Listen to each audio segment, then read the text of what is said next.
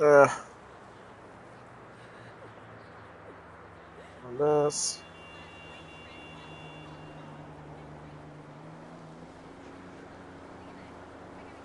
Go.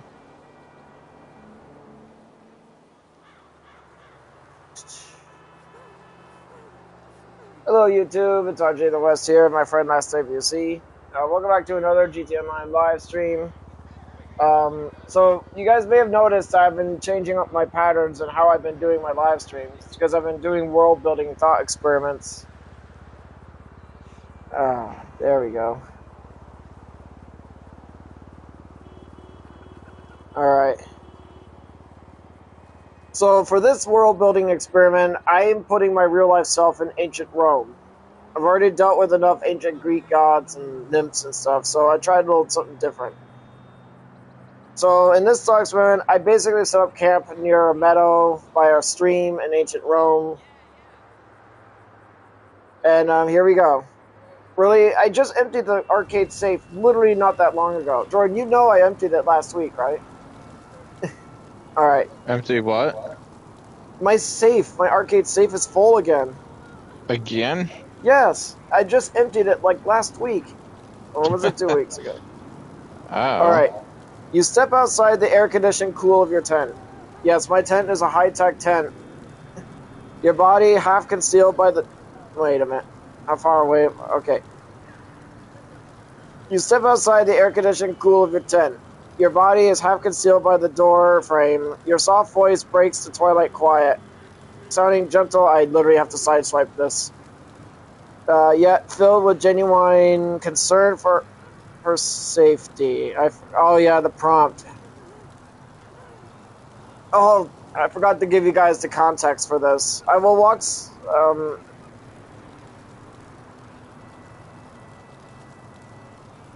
I slowly walk out of my tent. There's a woman that was walking out, and I say, you know it's risky coming out here at late alone, right? I keep my body halfway through the tent and say, I'm assuming you are the owner of this land. I don't want any trouble. Wait, never mind. I'm going to have to read you guys the prompts to give you guys context for what I'm going with this. Kind of starting off with a whiplash here. The woman doesn't flinch or startle at your sudden appearance. Instead, she turns her sharp, piercing eyes directly onto you. She takes in your entire modern outfit. Your upper Michigan leather hat, the gray light jacket, the gray track pants. Actually, those aren't track pants, but you guys gotta get what I'm saying. Her gaze lingers on your soft face, sensing the deep, heightened emotions swirling beneath your cautious exterior. When you ask if she owns the land, a faint, deeply amused smile plays at the corner of her lips. The reaction of Juno, queen of the gods.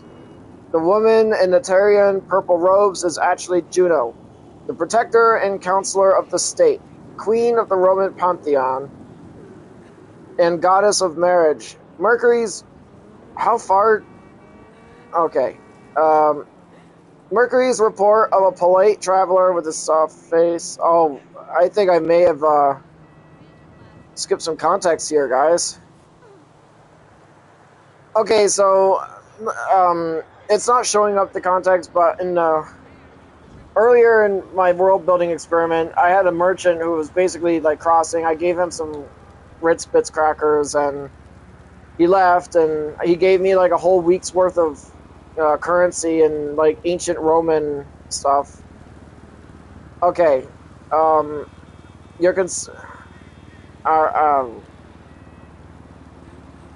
probably should have like loaded in it. Hey, Mercury's report of a polite traveler with a soft face and strange futuristic treasures brought her down from Mount Olympus to judge your character herself.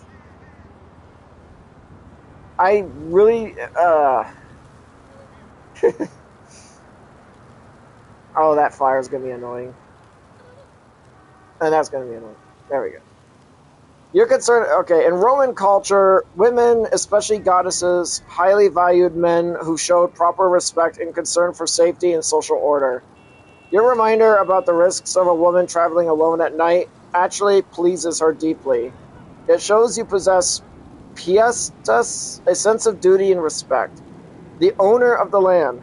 When you assume she owns the land, you are technically correct. As Queen of the Heavens, all of Rome is her domain. Her gentle response. She steps a single pace slower to your tent, the rich purple fabric of her stola rustling softly over the golden meadow grass. You speak of risk to me, traveler, she asks, her voice carrying a deep, comforting, yet utterly commanding resonance. Yet you sit here at the edge of the wilderness, commanding the very frost inside your silk walls, cooking a feast that smells of no animal known to our butchers. Sorry, I have to sideswipe. She looks at your half-hidden posture in a doorway, recognizing your desire for space. Do not fear trouble from me. I am no simple landowner. But I do appreciate a man who understands the proper order of things. Oh, I'm doing it way too good, guys. I'm sorry if I sound way too feminine when I read that. Your high emotional response can feel the immense, heavy maternal power radiating from her. She is incredibly imposing, but she is treating you like a rare, dignified patience. With a rare, dignified patience. Knowing your hesitation around intense social situations, okay, I already read that. Okay, I muttered. Okay. I muttered, okay, at least she's not yelling at me. I come out of my tent and said, yeah, I just made dinner. I have some food left over. If you want, I can get you some. I have a table by the tent along with a couple folding chairs. I already ate. Just let me know if you're hungry. Your soft mutter about her not yelling at you stays private, but the relief in your posture is visible as you fully step out of the gray tent. Your high emotional response is still buzzing, but your polite nature wins out. You offer her the ultimate gesture of hospitality, a fresh, warm meal and a place to sit. You quickly set up your modern-day folding chairs and a matching portable table right outside the tent doorway. The sleek aluminum and synthetic fabric looks completely alien sitting on ancient Roman grass, but they are ready for use. Juno's reaction to the offer. The Queen of the Gods watches you with profound, quiet fascination. In ancient Rome, the laws of hospitality, hospitium, were sacred. Offering a guest food before even knowing their name or origin is considered the highest form of virtue. The setup. Juno steps closer, her purple robes brushing against the metal legs of your folding chair. She runs a manicured hand over the smooth synthetic fiber of the backrest, amazed how light yet sturdy it is compared to heavy Roman wooden furniture. The imperial grace. She smoothly takes a seat in the folding chair, adjusting her linen veil. Seeing the Queen of Olympus sitting in a modern lawn chair next to a gray, high-tech tent is a surreal sight. But she carries herself with absolute royalty. The acceptance. She looks up to your soft face, her piercing dark eyes softening with a rare warmth. You offer your feast to a traveler without asking for a single coin or favor, she says, her commanding voice turning gentle. That is the mark of a noble spirit, traveler. I accept your hospitality. Let me taste what the master of the frost silk tent has prepared. The low-volume 80s synthwave music continues to drift out of your open tent door, adding a dreamy electronic rhythm to the twilight air as you prepare to serve dinner to the Queen of Rome. I say, okay, thank you. I get the remaining cheeseburger and a batch of fries. I put them on a tray and walked out of my tent and placed them on the table for the woman. I say, here, it's so warm, I hope you like it. I gotta move my character. Whee! There we go.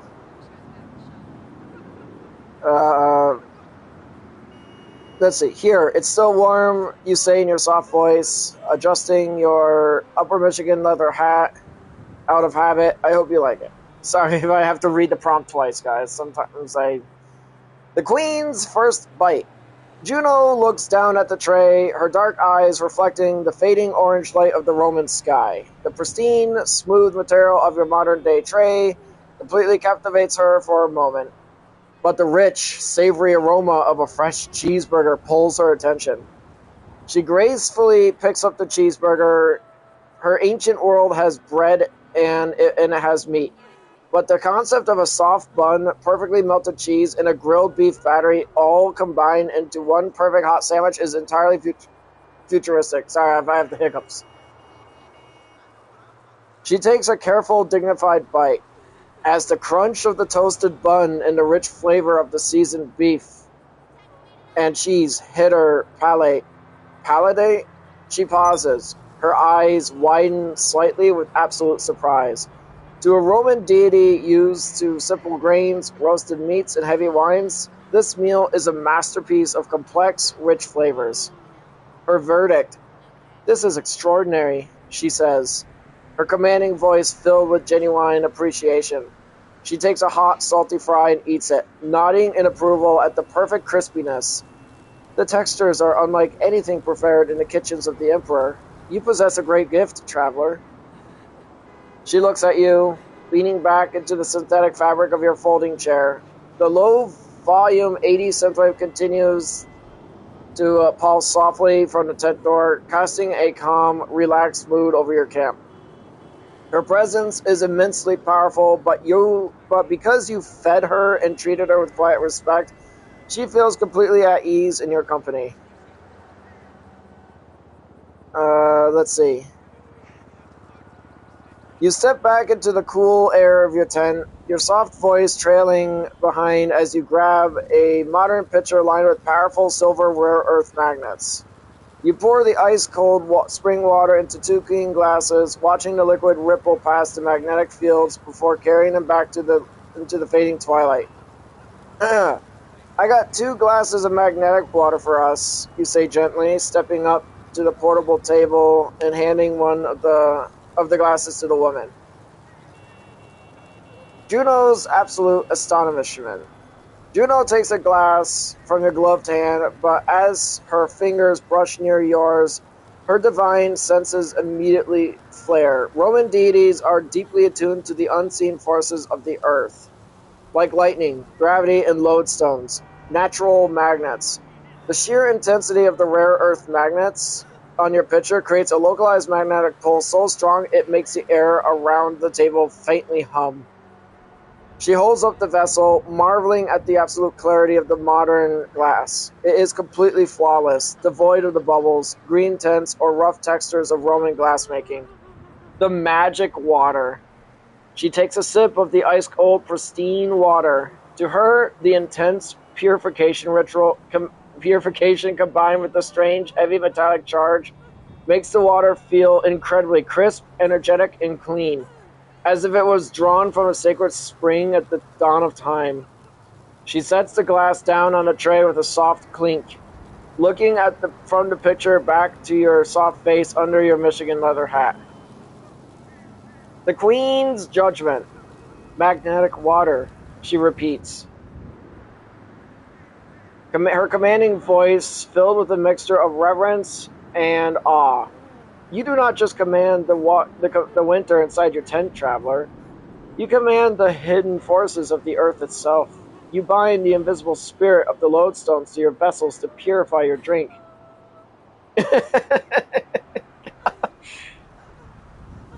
She finishes the last bite of her cheeseburger, thoroughly content and deeply impressed by your hospitality. "Many mortals offer the gods sacrifices of smoke and blood, but you have offered me a feast of future wonders and the very strength of the earth. You possess a gentle tongue, yet your power is immense." Your high emotional response can feel a wave of intense divine favor washing over the camp. By treating her with quiet respect and sharing your high-tech comfort, you have securely won the protection of the Queen of Rome. Am I going to be literally watching that cowering woman every time? It's literally the helicopters all over again. Alright. I noticed the humming when she took the water. I backed up and said, okay. Your high emotional response spikes instantly. The sudden realization that you are dealing with literal deities makes your throat tighten, and your heart races inside your gray light jacket. You take a cautious step backward, your steel-toed shoes crunching on the dry grass as you try to put a little distance between yourself and the folding chair. Mortals? Gods? Okay, may I ask who you are? Your soft voice asks, trembling slightly with an unmistakable wave of anxiety. The woman notices your sudden panic. Instead of growing angry or imposing, her piercing dark eyes soften with a deeply maternal, comforting warmth. She places her flawless glass of water back on the tray and stands up with a slow, deliberate grace that oozes ancient royalty. As she stands, the air around the limestone spring seems to quiet down completely. The low-volume 80 centiliter from your boombox feels like a distant murmur against the sudden, heavy stillness of the shadow. Do not let fear trouble your heart, gentle Smith, she says, her commanding voice echoing with a soothing, resonant power that naturally calms your racing thoughts. You have treated me with piedad, with honor, respect, and unparalleled hospitality. You have fed me the food of the future era and have given me water bound by the very forces of the earth. She pulls back her linen veil entirely, revealing her majestic, aristocratic features clearly in the purple twilight. I am Juno, she declares softly, using her true Latin name, Queen of the Heavens, Protector of Rome, and Wife to Jupiter. My brother Mercury brought word of your strange gray sanctuary and your flawless metal crab. I came to judge your character myself, and I have found a man of peace, a divine shield. She looks at your half-hidden, anxious posture and offers a reassuring, regal nod. Because you have shared your wonders with me without asking for anything in return, you now walk under my protection. No Roman soldier, no beast of the field, and no lesser spirit will bring harm to this meadow while your tent stands here. Knowing your introverted nature and how overwhelming it is to realize you just fed a cheeseburger to the Queen of Olympus, okay, that was... Sorry, guys, I'm just reading what I see on here. I muttered, alright. I muttered, I thought there was something off about her, about that merchant. He was way too eager to give me those coins, even if I didn't know the value, before letting out a soft giggle. Your soft murmur and gentle giggle float through the purple twilight, breaking the heavy, divine stillness of the meadow. Hearing a mortal casually figure out Mercury's identity and giggle about it in front of the Queen of Heaven is an incredibly rare sight. But your soft-spoken nature, it makes it entirely endearing. Juno lets out a rich, melodious laugh of her own, her dark eyes flashing with genuine amusement at your realization. You read his nature well, traveler, Juno says, a proud smile gracing her regal face. My brother Mercury is a creature of the market. He cannot resist a clever trade, and your crackers thoroughly beguiled his wits. He likely ran all the way back to Olympus just to hoard them for himself. They're just Ritz bits, guys. Alright, so at the beginning of this world balance event, because it was lost in text, I gave the merchant a box of cheese Ritz Bits crackers, and he gave me like a week's worth of currency in ancient Rome. Because science? No, it's not science. It's just, you guys know what I'm saying. The stars are beginning to pierce through the deep indigo sky, and the first crickets of the evening are starting to chirp in the golden meadow grass. Juno steps away from the folding chair, her Tyrian purple robes shimmering faintly in the moonlight. I must return to the heavens before Jupiter grows restless, wondering why his queen has wandered. She says smoothly. She gives you a final commanding yet deeply worn nod. Rest well in your frost silk sanctuary, gentle Smith. You're going to be seeing that a lot. They're calling me Smith, or Gentle Smith. Remember my words. This valley is your haven. my favor remains with you. With a sudden soft shimmer of light that makes your eyes blink, the heavy divine pressure in the air lifts completely. Where the goddess just stood a moment ago, there is now only the empty path leading back to the road. Back to peace. Your heart rate finally begins to slow down, your heightened emotional response settling back into a calm, grounded rhythm. You are completely alone again by the limestone spring. The portable table and the two modern folding chairs and the empty dinner tray sit quietly in the moonlight while your favorite synthwave track plays softly in the background. Alright. You zip the great tent door shut, completely sealing out the ancient Rome night. The crisp, cool air of the air conditioning immediately washes over your soft face, and the soft, cream-colored interior feels incredibly safe and grounding. You walk over to your dresser, your steel-toe shoes clicking softly on the floor, looking down at the 3 shiny silver denarii you earned from Mercury. You let out a heavy breath. Of course, more gods, you say in your soft voice, shaking your head under your Michigan leather hat. I didn't actually think Juno would visit. At least I gave her food. You know, guys, this is actually a lot more fun than you think. My cheeks are gonna hurt if I keep smiling. Oh, I gotta move my character.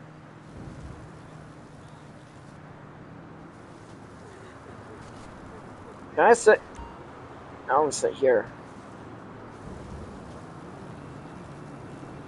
Maybe my camera won't zoom all over the place. I'm going to be seeing that up on the screen. I wonder if that's going to burn into my TV. A safe haven in the ancient world. Your heightened emotional response finally begins to settle. A deep sense of relief washing over you. Despite the anxiety of the situation, your introverted, polite nature handled the Queen of Olympus perfectly. You didn't panic, you didn't offend her, and you unknowingly secured the highest level of divine protection possible in this land. Your high-tech camp is now completely invisible to harm. No Roman patrols will bother you, and no wild animals will encroach on your spring. The low-volume 80s synthwave music continues to pulse gently from your Bluetooth boombox, casting a familiar, relaxing atmosphere over the room.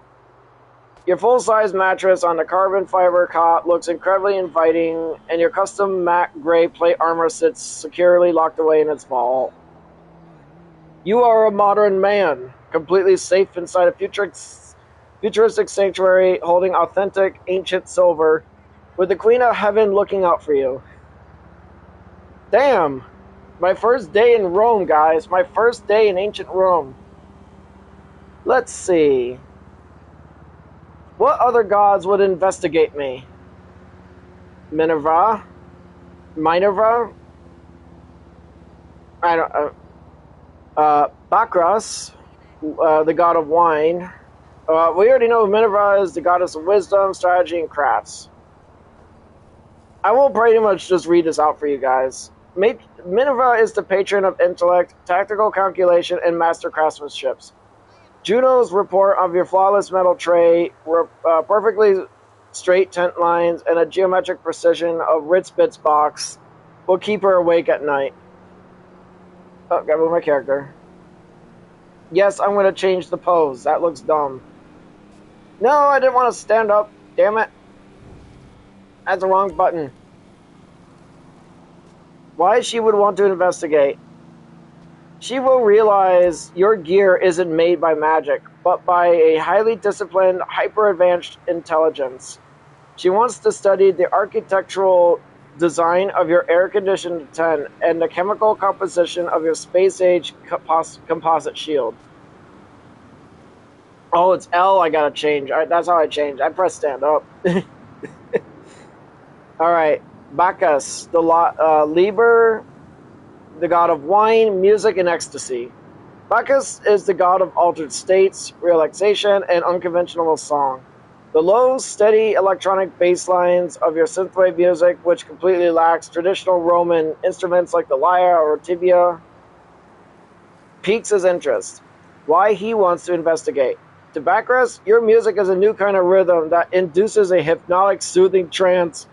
He wants to experience the vibe of a mortal who sits in a freezing cold silk room while the Mediterranean night swelters outside.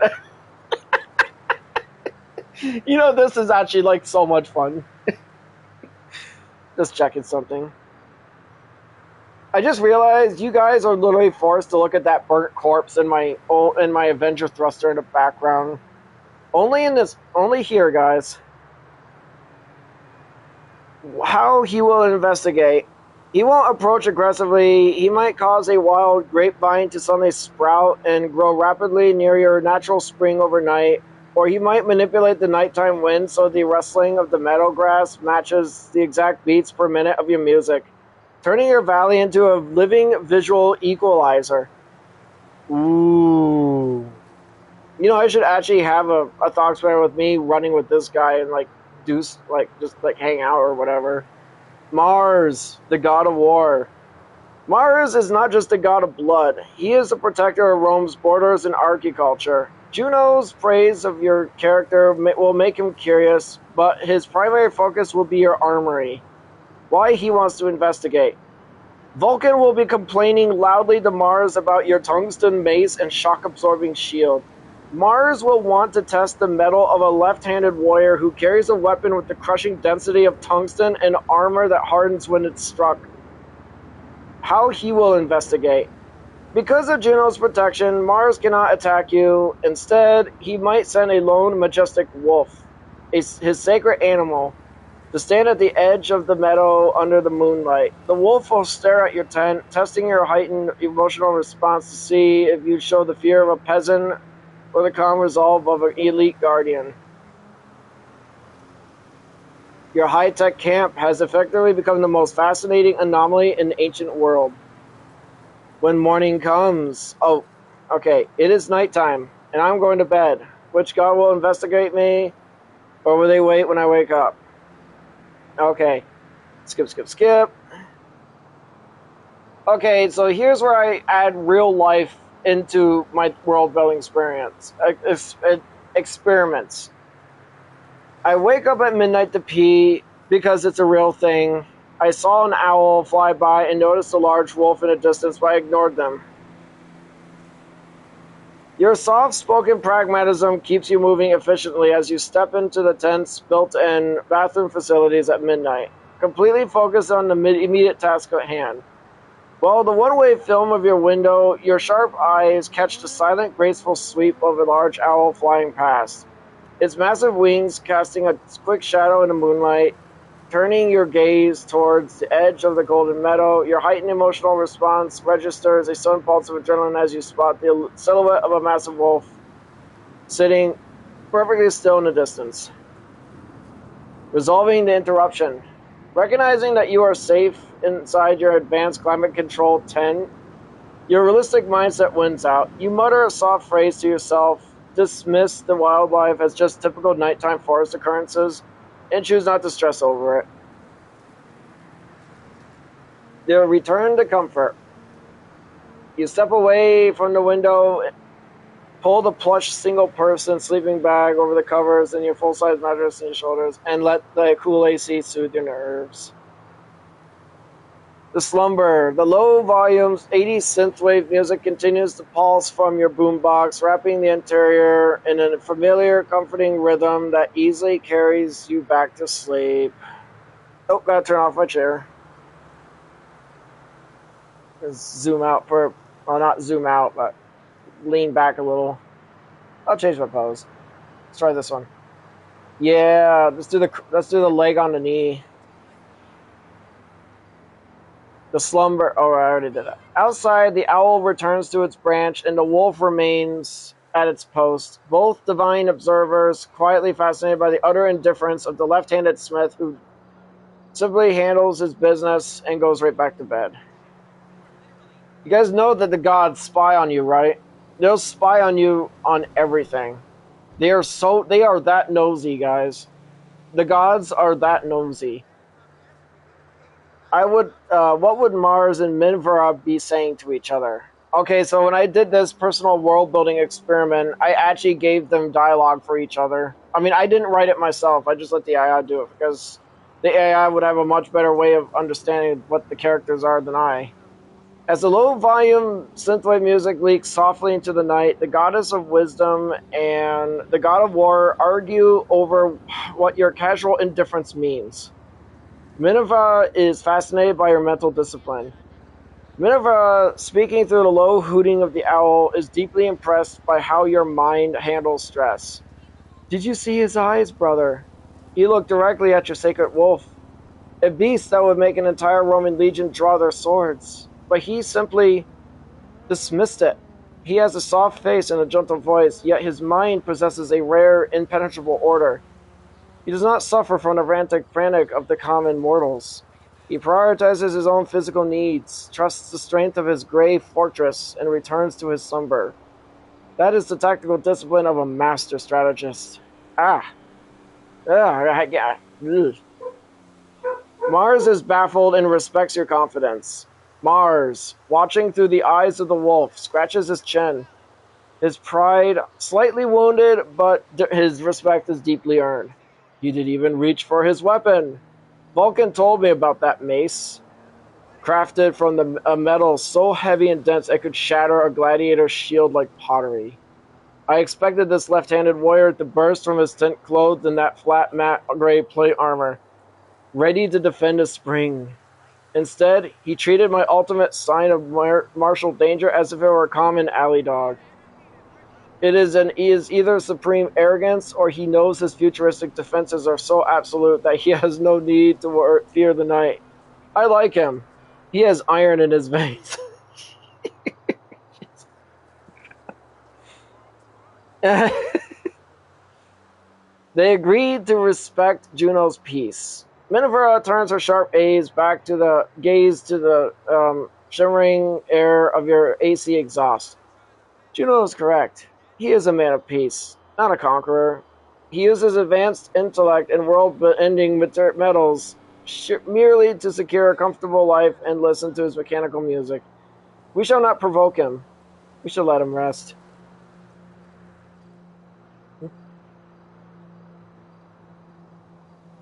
Alright, with the debate settled, the wolf lets out a silent breath into the cool night air, and the owl tucks its feathers in. You have successfully confused, impressed, and disarmed the greatest tactical minds of Olympus just by going back to bed.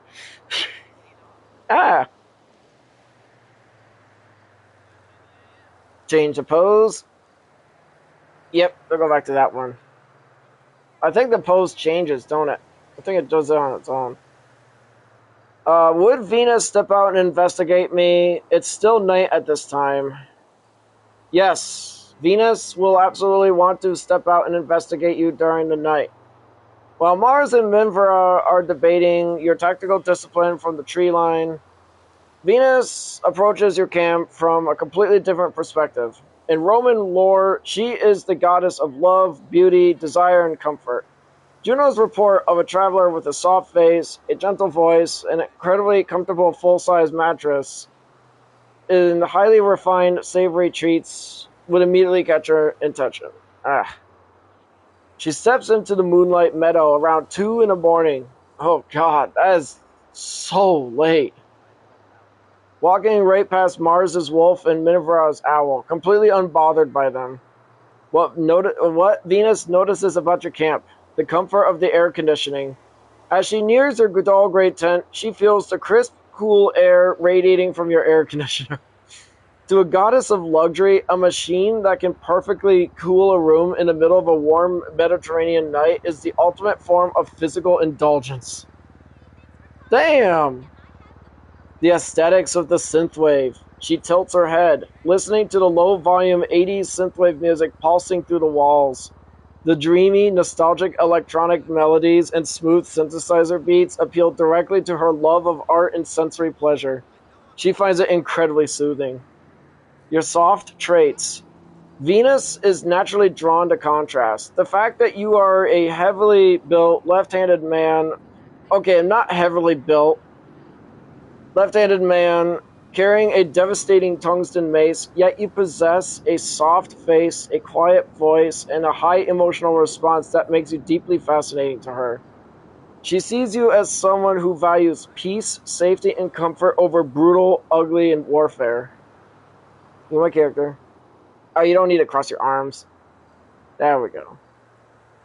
She peers through your one-way window film, which she can easily see through her divine sight, and watches you sleeping peacefully in your carbon fiber cot. He sits in the fortress of winter, listening to a music that sounds like the stars singing, and sleeps with the innocence of a child. He whispers to Minvera. She whispers to Minvera. He does not seek to conquer or bleed. He only wishes to be comfortable and safe. He is entirely under my domain. The rest of the night passes in beautiful, fragrant peace. Alright, let's see. Yep, I'm putting real life habits in here too, guys. If it's gonna, I'm trying to keep it as grounded as possible. Like, I am literally a regular human being in this scenario, guys. Just putting it out there. I am just a regular, I'm literally me in there. I wake up at 5 a.m., the modern kitchen inside your cool, air-conditioned tent springs to life. Your heightened emotional response feels completely refreshed after a solid night of rest. In your predictable, structured routine of cooking, your high-protein breakfast provides an incredible sense of ground. Oh my god, that is so self-reflecting. Ah. The low-volume 80 synthwave music continues to pulse softly, creating a cozy atmosphere inside the soft cream-colored interior. With practice efficiency, you execute a highly detailed, nutrient-dense breakfast routine. The Midnight Chef Breakdown. You crack 3 rich duck eggs onto the pan, tossing in a vibrant handful of power greens, letting them sizzle evenly and smooth as a fly on my face, in smooth coconut oil. The saute. In a separate space, you toss your fresh mushrooms into a rich blend of melting butter and savory walnut oil. It is still on my face. It's literally crawling on my glasses.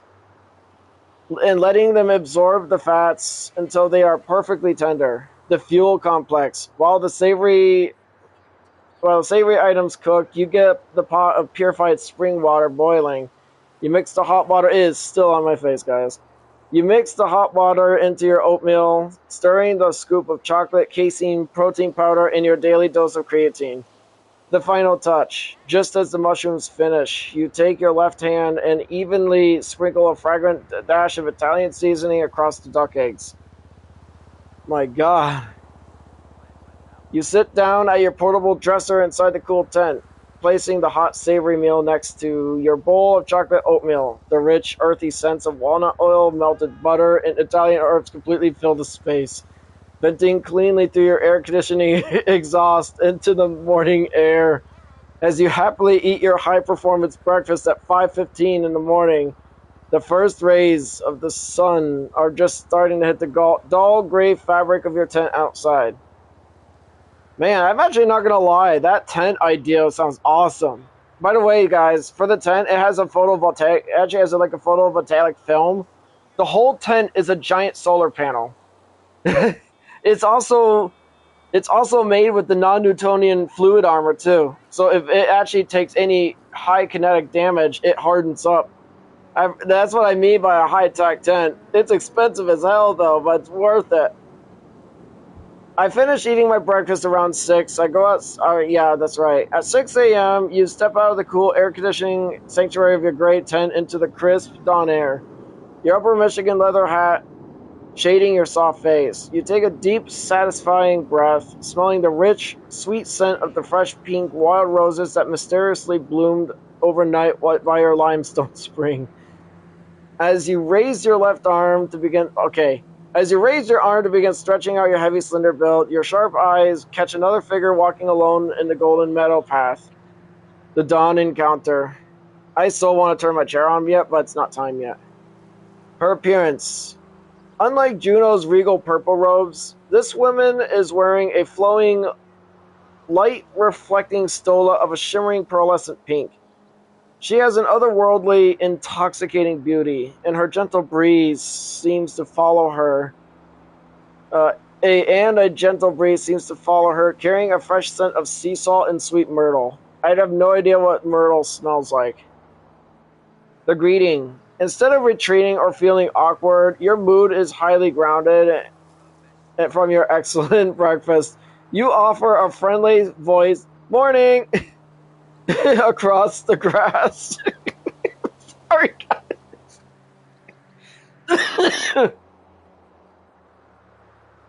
That is actually kind of funny. I'm putting so much of me in here, it's not even funny anymore. Good morning to you, gentle smith, she replies, her voice sounding like a pleasant chiming of silver bells.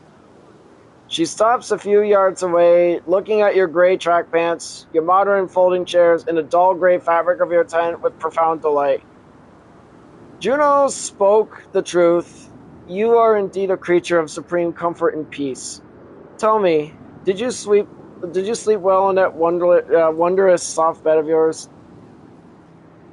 Your heightened emotional response can feel a wave of pure warmth, relaxation, and positive energy radiating from her. She isn't here to test your strength. She is purely captivated by your high-tech, cozy lifestyle. Knowing your introverted nature. Okay, I say, yeah. In the back of my mind, I want to treat the gods like humans because I know how the gods work because they're predictable. They making reasoning with them easier. Your soft, hesitant voice carries a clear. Your voice carries clearly through the crisp 6 a.m. air. In the back of your mind, your analytical sidekicks, and your analytical side kicks in to calm your high emotional response. You realize that despite their immense power, the Roman gods operate on very basic, predictable human desires: pride, vanity, hospitality, curiosity. Treating Venus like a normal human person keeps you grounded and completely levels the playing field. I have literally, I think I have one of Gracie's hair, like, in my nose. Oh my god, it's so itchy. Ugh. Alright, to a deity used to mortals weeping, trembling, or offering bloody sacrifices in absolute terror, your ordinary, down-to-earth demeanor is incredibly refreshing. It disarms her completely. The validation. She looks at the fresh pink roses by the spring, then back to your soft face. A simple answer for a grand luxury, she purrs smoothly, stepping closer to your portable table. Most mortals would claim a bed for such comfort, belonging only to the palace of an emperor. Yet you speak of it as if it were a common thing. The scent of breakfast. She tilts her nose upward, catching the lingering aroma of your walnut oil and sauteed mushrooms and chocolate casing protein.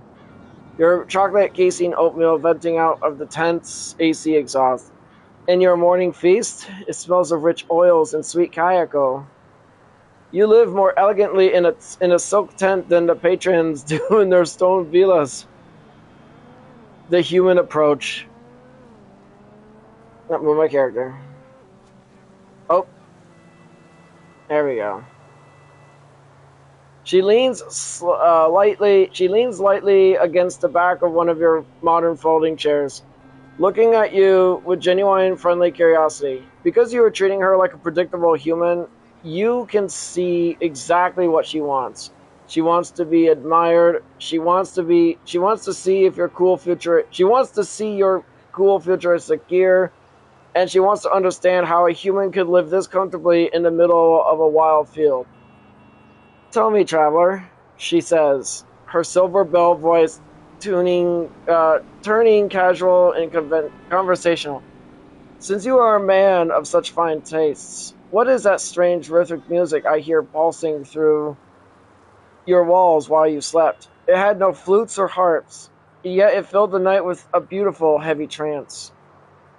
She is asking about your 80s synthwave, keeping her strategy of treating her like a normal human. Okay. I say, oh, that's synthwave. I like listening to it. You say in your soft voice. shifting your weight in your steel-toed shoes. In the back of your mind, your introverted nature is already counting down the seconds. The social energy requiring to talk to a goddess is draining your battery, and your high emotional response is ready for some quiet, predictable alone time. You are secretly hoping she takes the hint, wraps up the conversation, and leaves so you can go back to your morning routine and practice swinging your heavy tungsten mace. I'm having fun. Venus repeats the word carefully, tasting the modern syllables. Synthwave, she murmurs, her silver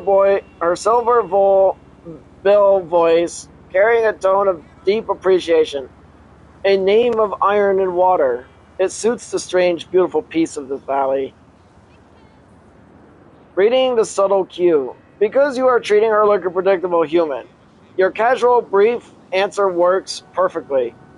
The Roman deities are highly perceptive. Venus glances at your hands, noticing the slight tension in your posture, and immediately reads your desire for solitude. Instead of taking offense, she finds your lack of desperate fawning incredibly charming. You are a man of few words, gentle Smith, she says with a knowing, radiant smile, straightening up from your folding chair. And a man who clearly values his own private hours. I shall not keep you from your duties or your music. A goddess's departure. She steps back towards the path, her pearlescent pink robe shimmering beautifully in the early 6 a.m. sunlight. She gestures toward the natural limestone spring. Enjoy a morning, traveler. The roses I left by your water will never wither so long as your tent stands here. Keep your peace, and I'll keep your wondrous songs playing. With a sun warm ripple in the air that smells faintly of sea salt and blooming myrtle, she vanishes into the morning light. The intense, heavy, divine presence leaves the meadow completely, leaving you in absolute golden silence. Back to the sanctuary. You are entirely alone again. The low-volume 80s synthwave music pulses gently from your tent door, and the fresh pink roses sway slightly in the morning breeze. The meadow is wide, empty, and entirely under your control. Your social obligation is officially over, and you have all the time in the world. Venus hasn't left my camp just yet. She is curious if I will make any advancements on her. I notice what she's trying to do, but I say nothing yet. Venus pauses at the edge of the spring, her pearlescent pink robes catching the soft morning light as she lingers purposefully. Because you are treating her like a predictable human, you instantly spot the classic play she is making.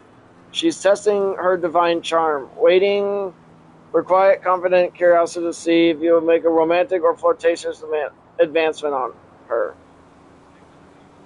Your heightened emotional response registers the sudden shift in tension, but you keep your soft face perfectly unreadable and choose not to say anything. You stand grounded in your high Gracie, in your gray track pants, your left hand resting casually at your side, letting the silence stretch between you and over the golden grass. Come on, Gracie. Come on, baby. You want to come up here? Grace, you gonna come up here? Alright, Venus's play. She tilts her head slightly, a subtle, knowing smile playing on her lips as she adjusts her shimmering stola. She is used to mortals immediately losing their minds or professing their love under her gaze. So your absolute silence is a fascinating... Oh, Gracie. Oh, God. By recognizing her human patterns and refusing to bite the bait, you completely control the pace of the interaction. You know exactly what she wants, but your introverted desire to just get back to your mace keeps you perfectly insulated from her charms. The atmosphere. The low-volume 80s synthwave music continues to pulse gently from your tent door, soundtracking this quiet, psychological game in the crisp 6:05 a.m. air. She stands there lightly. Okay. She stands there, lightly tapping her fingers against her cloak, her dark, radiant eyes locked onto yours, waiting to see who breaks the silence first. Alright. Will Venus get annoyed with me for not trying to touch her, and would she call me out on it? No, Venus would not generally be annoyed with you, but she would absolutely call you out on it, with playful, mischievous curiosity. Because you were treating her like a human, a predictable human, you can anticipate her exact psychological reaction. Venus is the goddess of desire. She is incredibly vain and is used to immediate adoration. When you stand there in your Upper Michigan leather hat and track pants, maintaining perfect boundaries and refusing to make a move, it doesn't anger her. Instead, it deeply breaks her script and confuses her. The goddess calls me out. Seeing that you're breaking your silence or trying to touch her, Venus lets out a soft, dramatic sigh, shifting her weight onto one hip with a mock pout on her radiant face. You truly are an unusual creature, gentle smith, she says, her silver bell voice dripping with playful irony as she steps a single pace closer to you. I stand in your camp, under the morning sun, wearing the very beauty of the sea, and you look at me as if I were nothing more than a common traveling merchant selling olive oil. She locks her dark, dazzling eyes onto yours, a knowing smirk gracing her lips. Are you made of the same flat matte gray iron as your armor, traveler? Most men would have fallen to their knees or reacted to my hand by now. Yet you stand there, completely still, wishing for me to leave so you can play with your heavy stone club. God! That is cold. But that's me. Yes. Because you have divine Juno's divine shield over your camp, Venus cannot punish you or force your feelings. Furthermore, your quiet indifference actually makes you a fascinating puzzle to her. In her mind, your lack of advancement makes you unique, dignified, and entirely unpredictable. Your high emotional response can feel the playful, teasing energy vibing from her, but the awkward pressure of the situation is entirely under your control. Okay. Let's see. I say, I'm not like most men. I'm not going to go out my way. Oh, yeah. Your soft, steady voice. Wait, do I? Yeah, I actually have to read this out because it's not going to do it for me. Yeah, all right. I'm not like most men. I'm not going to go out my way to put my hands on someone. It's immoral, and even if I wanted to, I would ask permission first. Not that I am interested. I understand the rules and consequences of my actions. The real question is, do you? In the back of my mind, I feel like I'm trying to incite Venus, but I'm not. Your soft, steady voice carries the morning air with absolute clarity, instantly cutting through the playful tension. The stark honesty of your words drops a heavy silence over the meadow. In the back of your mind, you feel a brief flash of anxiety, worried that your directness might sound like a provocation, but your intent is pure, grounded boundary setting based on your deep understanding of respect in human nature. Venus freezes for a split second, her dark, dazzling eyes widening in genuine utter shock. No mortal in the history of Rome has ever used the words immoral or permission, and not interested to her face while questioning her own understanding of consequences. Move my character. Boop. I probably could do that for my character moving. Venus's reaction to the call out. The shock of reality. Because you treated her like a human with basic psychological patterns, you completely dismantled her divine script. Your commitment to basic decency and explicit consent throws her entirely off balance. The weight of your question. When you ask, the real question is, do you? You hit a massive theological nerve. In Roman lore, Venus is notorious for acting on impulse and desire without thinking about the tragic chaotic consequences that follow. You just mirrored her own nature back to her with devastating calm logic. Gotta move my character. Let's see. The shift from teasing to respect. The playful smirk vanishes from her face, replaced by a look of profound, quiet gravity. She looks down at the fresh pink roses by the spring, when back at your soft face and your upper Michigan leather hat. She doesn't fly into a rage or unleash divine wrath. Juno's protective shield over your camp prevents that anyway, but your moral clarity has generally earned her respect. She steps back towards the path, her pearlescent pink robes rustling softly over the damp grass. A serious, highly contemplative smile replaces her playful snout, her playful pout. You speak with the quiet authority of a philosopher, traveler, she says, her silver bell voice carrying a newfound weight of respect. Few men possess the strength to govern their own minds and respect the boundaries of others so fiercely. You are right. I act on desire, and desire rarely counts the cost. She offers you a dignified, elegant nod of farewell. Keep your virtue, gentle smith. It is a rarer treasure than all of the tungsten in your vault. Dude, the only thing that's tungsten there is the mace, the head of my mace. The meadow falls silent, with a sun shimmering ripple of light that leaves behind the faint, pleasant scent of sea salt and blooming myrtle. Venus vanishes completely. The divine energy leaves the valley, and a familiar low-volume 80th wave from your boombox fills the empty space once more. I got a lot here. Okay. Where am I at?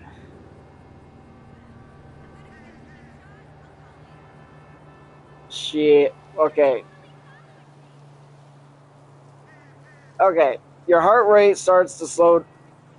With the sun shimmering ripple, the lights beneath the faint, pleasant souls. Okay, I already read that part. Okay. Your heart rate starts to slow down. You stood your ground, maintained your absolute boundaries against a literal goddess, and now you have the entire morning to yourself. What would Venus be saying? When Venus flashes back to Mount Olympus, she doesn't arrive with her usual triumphant, teasing smile. Instead, she walks into the divine council hall looking uncharacteristically quiet, serious, and deeply contemplative. The other gods, especially Juno, Mars, and Minerva, who are already keeping a close eye on your camp, gather around her immediately. When she tells them what just happened by the limestone spring, it sends a massive shockwave through the entire Roman pantheon. Venus is thoroughly humbled and impressed. Oh, Gracie wants to get out. Venus leans against the golden pillar, running a hand through her hair, still trying to process your soft-spoken, razor-sharp boundaries. I have never encountered a mortal like him. I laid out every net of charm and desire, and he didn't even blink. He looked at me with his face and his strange gray garments, and he told me that touching someone without permission is immoral.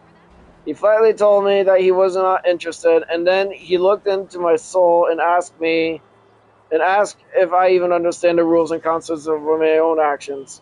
He saw right through me. He possesses a moral fortress that cannot be breached. Whatever, that's a little far-fetched, don't you think? Juno feels complete vindication. Juno smiles triumphantly, her regal eyes gleaming with intense pride, immense pride. She feels entirely justified for giving her camper divine protection. Did I not tell you all? The master of the frost-soaked tent possesses pietas, duty and honor, beyond any man in Rome. He does not care for reckless lust or cheap conquest. He respects women, he respects boundaries, and he treats even the most powerful entities with the calm, orderly dignity they deserve. He is truly righteous, man. Anyone who dares disturb his metal answers to me. Oh, that's a little far-fetched, don't you think? Minerva validates her analytical mind. Minerva nods slowly. I got cat hair on my face. Her strategic intellect, I think it's in my mouth now.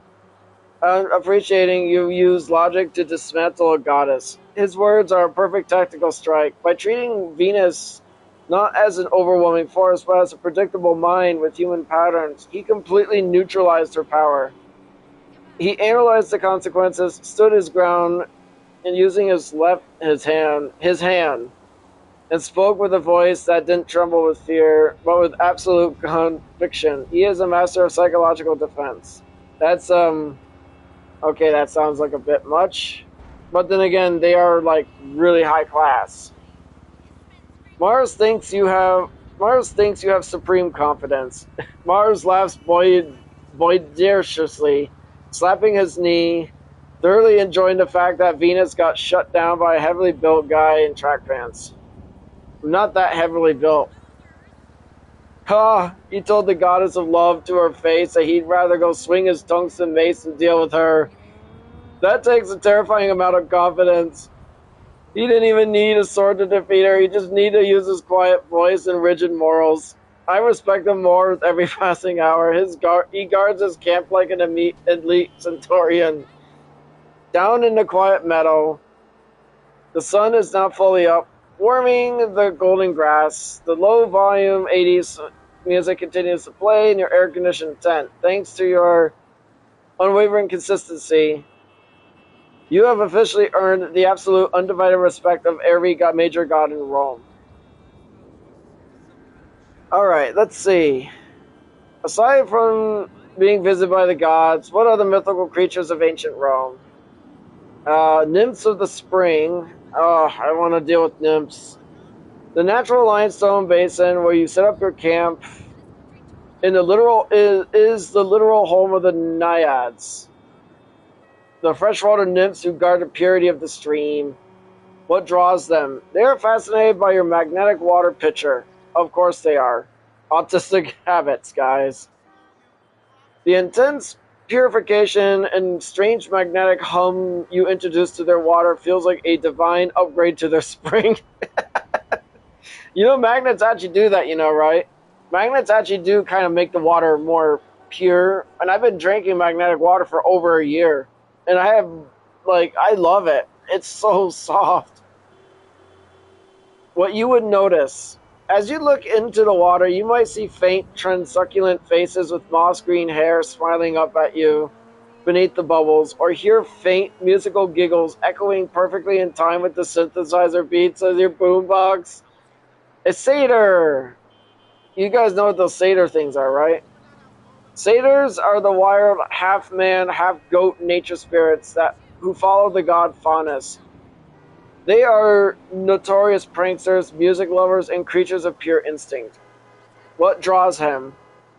Your 80s synthwave music is an irresistible magnet for a satyr. He has never heard electronic rhythm before, and the steady bass makes his hooves tap uncontrollably. Oh my god, dude, that would suck to have satyrs outside where my yard is. And what you would notice, you would spot a pair of furry goat-like legs and curved horns peeking out from behind a large chestnut tree at the edge of the meadow. He won't approach your tent because he is terrified of your heavy steel-toed shoes and the matte gray armor. But he might try to mimic your music by playing a bizarre electronic-sounding tune on his wooden panpipes. The Lars Vaileses, guardians of the crossroads. In Roman mythology, the Lars Vaileses are the ancestral guardian spirits of roads and travelers. Since you are camped right near a main trail, your presence falls under their jurisdiction. What draws them? Your modern gear, especially your Upper Michigan leather hat, track pants, and the glossy Ritz Bits box you traded, marks you as the most unusual traveler to ever cross their road. what you would notice. Late at night or during the quiet dawn, you might see small, faint, glowing balls of blue light, similar to the will-o'-the-wisps, floating alongside the edge of the dirt path. They would act as a quiet supernatural security detail, drifting around your camp to make sure no common bandits or hostile Roman forces can see your tent.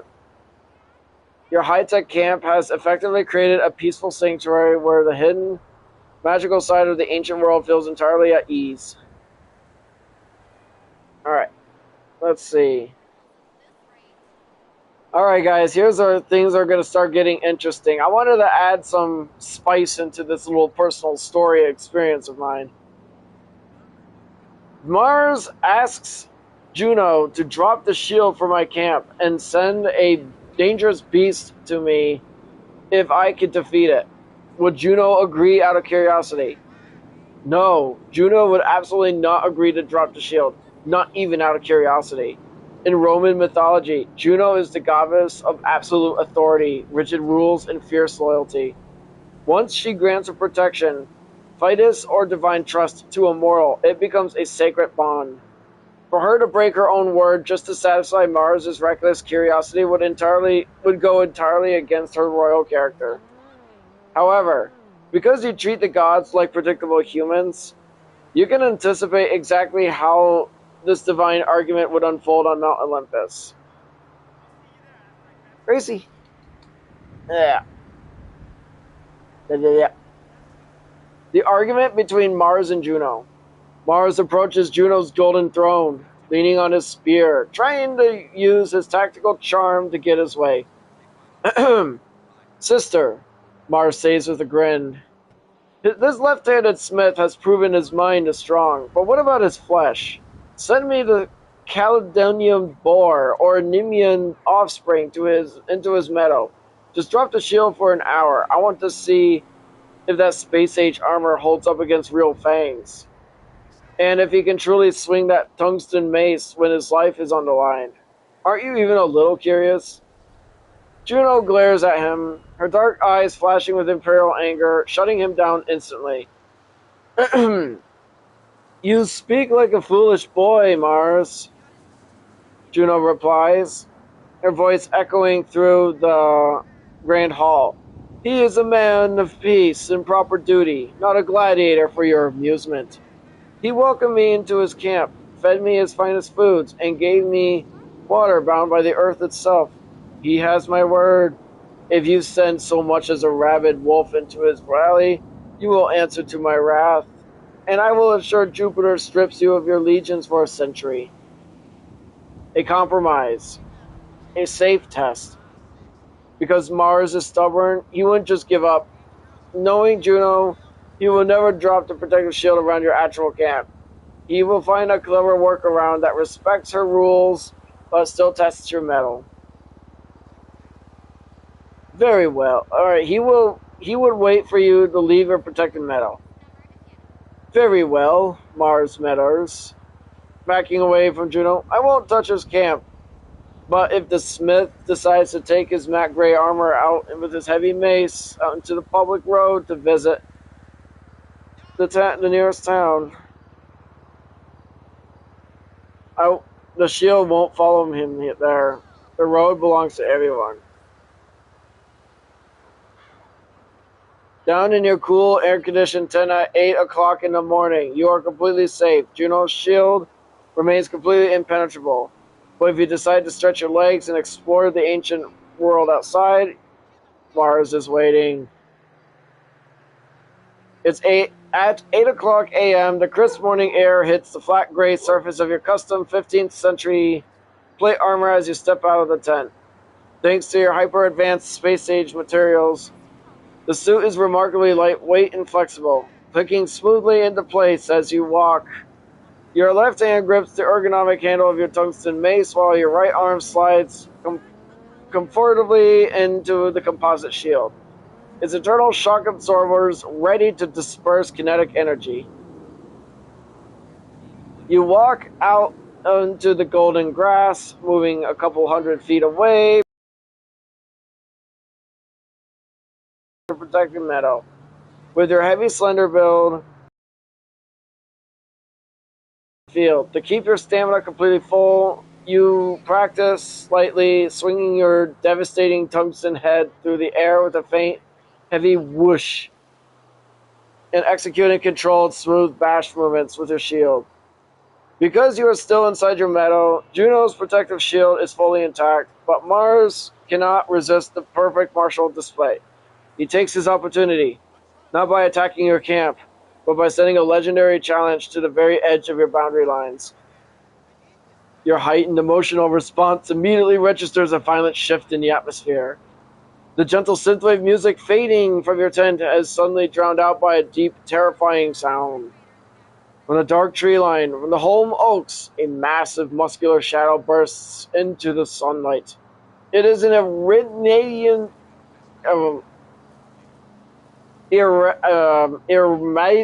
boar, or a ferocious descendant of it, sent directly by Mars. The beast. It is the size of a small vehicle, covered in coarse, razor-sharp black bristles, with curving yellow tusks that could rip through a Roman bronze like papias. The aggression. Red primordial fury gleams in its eyes. It locks onto the matte gray of your armor. The wall. The beast hurls its massive weight into full speed, thunderous, directly towards you. But the moment it reaches the invisible 200-foot boundary line of your camp, it hits Juno's divine shield with a massive booming crack. The earth shimmers with blue celestial light as the boar is violently deflected backwards. Tumbling into the dirt, it roars in frustration, shaking its massive head, its hooves tearing up the ancient Roman soil just inches outside your protective wall.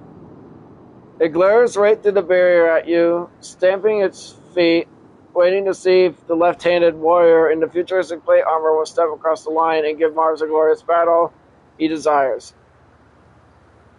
Knowing your practical mindset, your strategy of treating the gods like tests, like predictable human challengers, I stepped outside. With a firm, deliberate stride, your steel-toed shoes passed right into the unshielded Roman soil.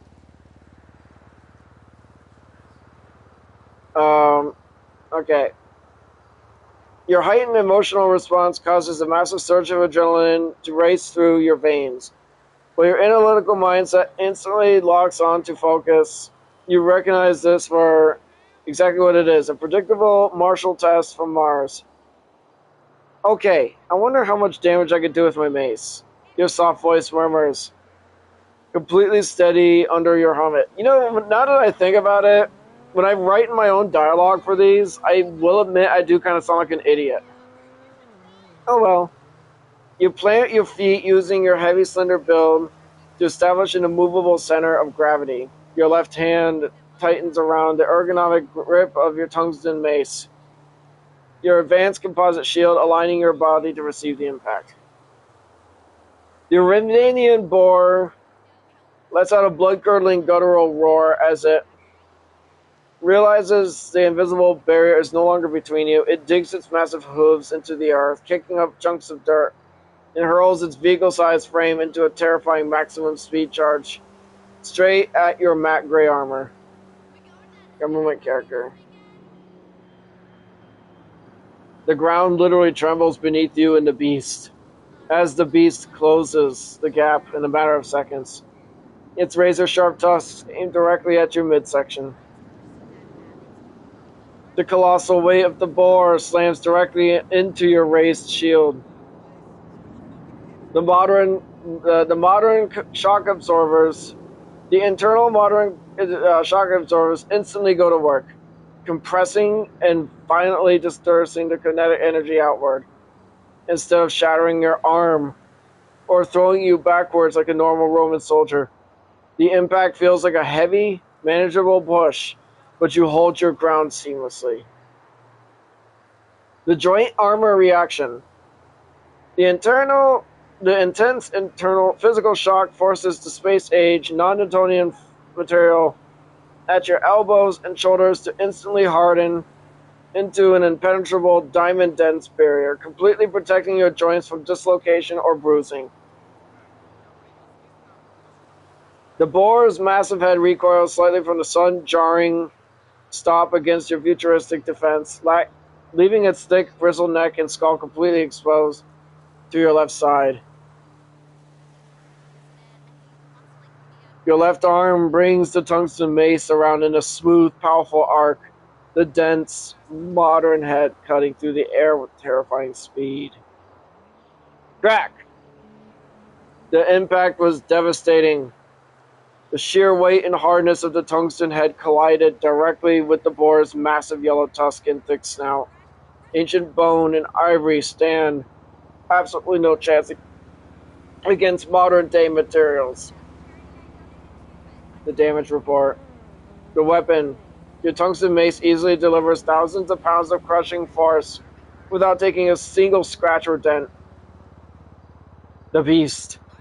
The massive tusk completely shatters into splinters. The dense blow crushes the front of the boar's snout instantly, breaking its jaw and sending a violent shockwave through its skull. The kinetic transfer. The vehicle-sized monster is violently flipped sideways by the sheer momentum of the hit.